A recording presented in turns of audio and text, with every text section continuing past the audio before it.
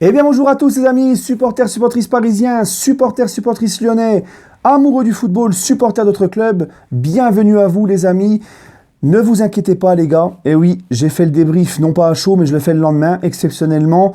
Donc vous ne vous inquiétez pas, j'ai reçu beaucoup de messages sur Snap et tout, qu'est-ce qui t'arrive par 538, est-ce que ça va, pourquoi t'as pas fait le débrief?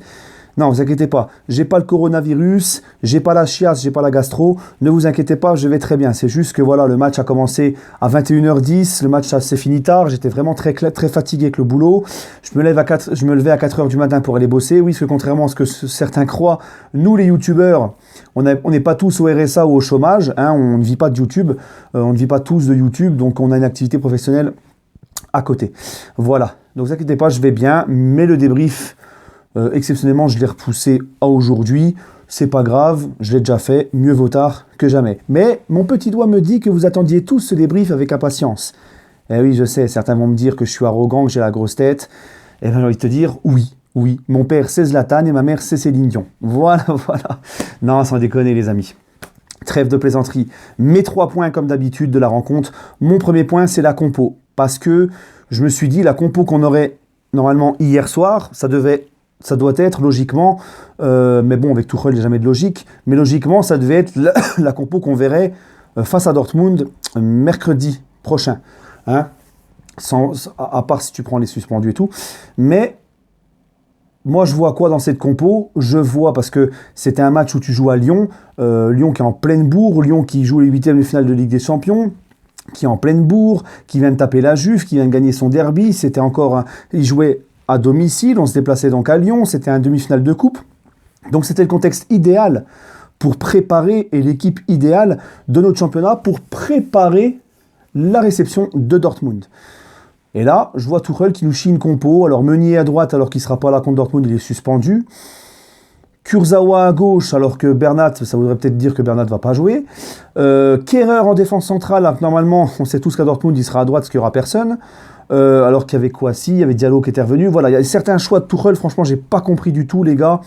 Le point positif, c'est qu'il a mis Paredes au milieu. Il te dit en conférence de presse que il mettra entre Cavani et Icardi celui qui marque sur le moment. Donc là, dernièrement, c'était Icardi et pas Cavani.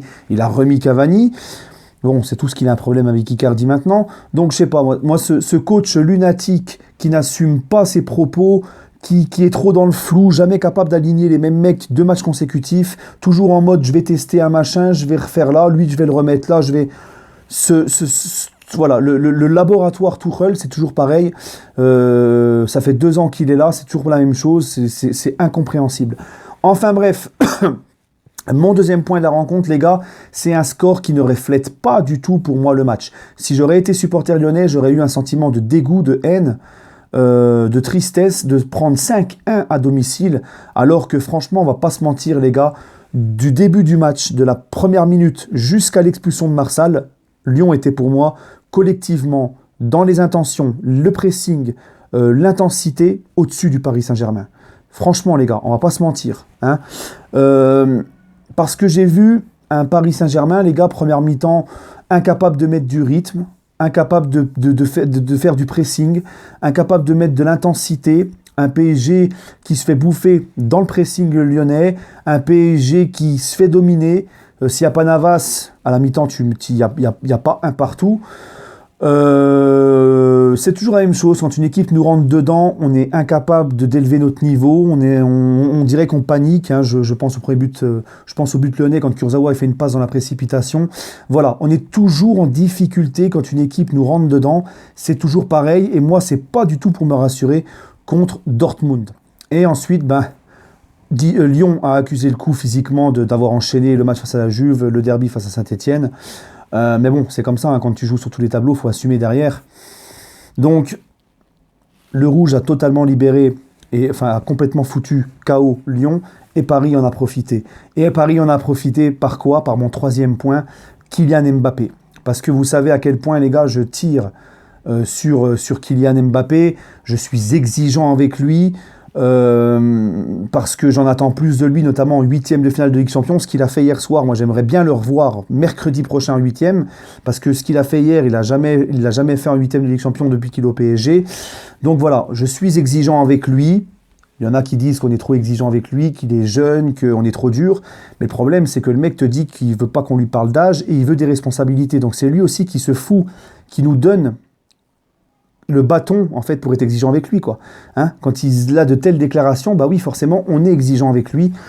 Puis par rapport à tout ce qu'on dit autour de lui, son talent, le mec qui doit normalement être 5 fois Ballon d'Or dès quand il n'y aura plus Ronaldo et Messi. Donc voilà pourquoi on est exigeant. Mais quand Kylian Mbappé il est comme ça, les gars, il est exceptionnel. Et quand il prend son côté, je me tue à le dire, ce n'est pas une pointe Mbappé. Ce n'est pas un mec qui doit être tout seul en pointe. C'est un mec qui doit jouer sous le côté ou être à deux en pointe et il est en électron libre, il se balade sur le côté, etc. C'est ce qu'il a fait hier. Et pour certains, parce qu'il y en a sur Snap, il y a un ou deux supporters lyonnais sur Snap qui m'ont dit... Alors j'en profite pour faire encore de la pub pour mon Snap. Mon Snap c'est Parisien88 DBRF. Je sais, j'insiste avec mon Snap, mais j'ai vraiment envie d'en faire mon réseau social principal parce que j'aime beaucoup le délire de Snap, j'aime beaucoup.